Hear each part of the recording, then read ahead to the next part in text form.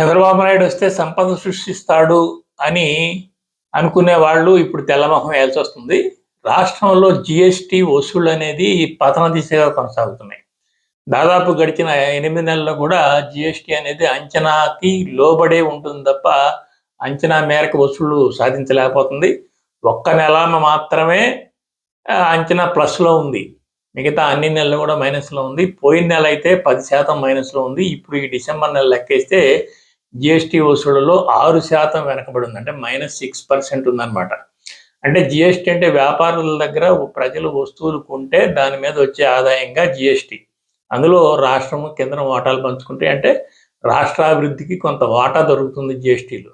అంటే జిఎస్టి ద్వారా రావాల్సిన వసూళ్లలో తగ్గుదలను కనపడిందంటే రాష్ట్రానికి కూడా ఆదాయం పడిపోతున్నట్టే కదా. అసలు జగన్మోహన్ రెడ్డి హయాంలో దేశంలో జిఎస్టి వసూల్లో టాప్ 5లో ఉంది రాష్ట్రం. ఇప్పుడు కేంద్ర పాలిత ప్రాంతాల్లో తప్ప మిగతా అంతా కూడా ప్లస్లో ఉంది. కేంద్ర ప్రాంతాల్లో అంటే లక్షద్వీప్, మేఘాలయ ఇలాంటి కేంద్ర పాలిత ప్రాంతాల్లో మాత్రమే జిఎస్టి వసూళ్లు మైనస్లో ఉన్నాయి తప్ప వేరెక్కడా లేవు. ఒక ఆంధ్రప్రదేశ్ పెద్ద పెద్ద రాష్ట్రాలతో సమానంగా ఉన్న ఆంధ్రప్రదేశ్లో జిఎస్టి వసూళ్లు మైనస్లోకి వెళ్ళిపోతున్నాయి.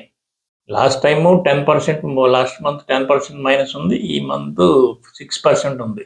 సో రాష్ట్రానికి రావాల్సిన ఆదాయం తగ్గిపోతే ఇప్పటికే సంక్షేమ పథకాలు అమలు చేయలేని పరిస్థితి ఉన్నప్పుడు రేపు మరింత గడ్డు కాలం ఎదురయ్యే అవకాశం ఉందని నిపుణులు అంటున్నారు.